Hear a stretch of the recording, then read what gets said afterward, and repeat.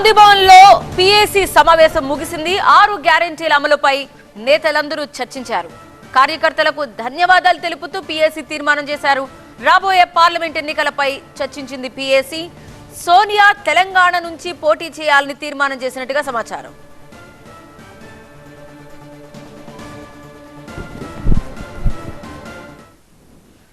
తాజా సమాచారం ఉంటుంది. ప్రస్తుతం షబీర్ అలీ మీడియాతో మాట్లాడుతున్నారు. లైవ్ లో చూద్దాం. తెలంగాణలో కాంగ్రెస్ పార్టీ తీసుకొచ్చినందుకు మరి ఇలా మా యునానిమస్గా తీర్మానం చేసి శ్రీమతి సోనియా గాంధీ గారికి తెలంగాణలో లోక్సభలో పోటీ చేయాలని యునానిమస్ తీర్మానం చేసి ఈ యొక్క ఉత్తరం కూడా రాసి అక్కడ హైకమాండ్ ఖర్గే గారితో రిక్వెస్ట్తో సహా సోనియా గాంధీకి రిక్వెస్ట్ చేయబోతున్నాం.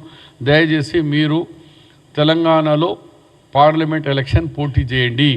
గతంలో కూడా శ్రీమతి ఇందిరాగాంధీ గారు మెదక్ పార్లమెంట్ నుంచి పోటీ చేసినారు. అదే చరిత్ర మళ్ళీ మీరు ఇక్కడికి వచ్చి తెలంగాణ మీరు ఇచ్చిన తెలంగాణలో మీరు తెలంగాణ తల్లిగా ఇక్కడ పోటీ చేయాలని కాంగ్రెస్ పార్టీ మరి తెలంగాణ ప్రజలు కోరుకుంటున్నారు.